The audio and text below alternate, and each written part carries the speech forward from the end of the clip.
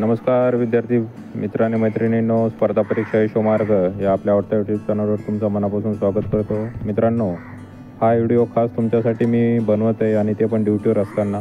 सध्या night shift होती आणि त्यामध्ये वेळात वेळ काढून स्टेशनला बसून मी हा व्हिडिओ बनवत आहे. तर तुम्ही म्हणसाल की सर, आपलं स्पर्धा परीक्षेचं चॅनल आणि क्रिकेटची तुम्ही न्यूज इथं चालवत आहात.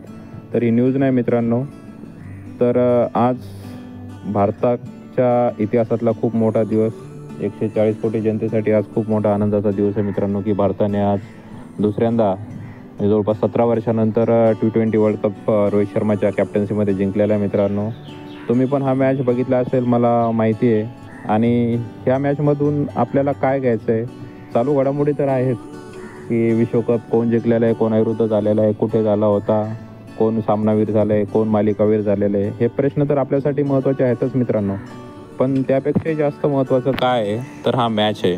ह्या मॅचनं आपल्याला काय शिकवलं मित्रांनो, तर काय शिकवलं आहे सर्वात मोठं तुम्हाला माहिती आहे. भारताची शेवटच्या 5 ओव्हरमध्ये म्हणजे 15 ओव्हरपर्यंत भारताची काय कंडिशन झालेली होती. 100% असं म्हणजे ते विन पर्सेंटेज असणारं जे मीटरसुद्धा होतं मित्रांनो, ते पण दाखवत होतं की 98% साऊथ आफ्रिका आणि फक्त 2% भारत जिंकेल. फक्त म्हणजे 2% चान्स असतानासुद्धा भारताने तो चान्स घेतला आणि भारत हा विश्वविजेता झालेला मित्रांनो.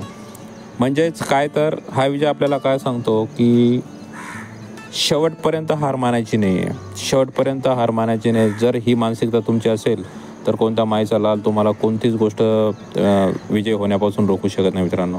तर हा विजय आपल्याला सांगतो आहे की शेवटपर्यंत हार मानायची नाही आहे. गुलाल आणि विजय आपला होणार म्हणजे होणारच मित्रांनो. अजून एक गोष्ट मित्रांनो त्यामध्ये, की कितीही वाईट परिस्थिती येऊ द्या, कितीही वाईट परिस्थिती येऊ द्या, फक्त आपण शांत राहायचं आहे. वेळ आल्यानंतर सर्व उत्तरं सर्वांना ॲटोमॅटिकली भेटणार आहे. आज कोणी तुम्हाला टोमणे मारत असतील त्यांना मारू द्या, त्यांना बोलू नका. ज्या दिवशी तुम्ही वरती घेऊन जासाल, ज्या दिवशी तुम्ही नोकरी घेऊन त्यांच्यासमोर जासाल ना, त्या व्यक्तींना स्वतः त्यांची लाज वाटेल. आणि हा वैयक्तिक अनुभव मी घेतलेला आहे.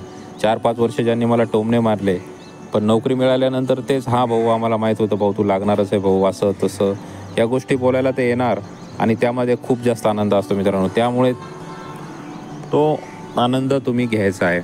आणि त्यातल्या त्यात परत काय मित्रांनो, की बघा 5-6 महिन्यापूर्वी की हार्दिक पांड्याला प्रत्येकजण हा जवळपास IPLमध्ये शिव्या देत होता आणि भरपूर त्याला टोमणे मारत होता. आणि त्यातल्या त्यात असंही बोलत होते की नीम का पत्ता गडवा आहे, हार्दिक पांड्या बडवा आहे, असं म्हणजे खूप वाईट गोष्टी त्या माणसाविषयी बोलण्यात आल्या मित्रांनो. तरी त्याने धीर सोडला नाही. एकही शब्द तोंडावाटे तो न बोलता सर्व तो सहन करत राहिला.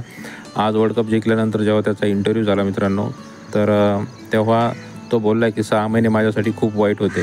या म्हणजे पर्सनली मेंटली मी एवढा डिस्टर्ब होतो, पण तरीसुद्धा मी एक शब्दही बोललो नाही, कारण की मला माहीत होतं माझ्या मेहनतीवर माझा विश्वास होता मित्रांनो. आणि त्याच मेहनतीचं फळ आज त्याला मिळालेलं आहे.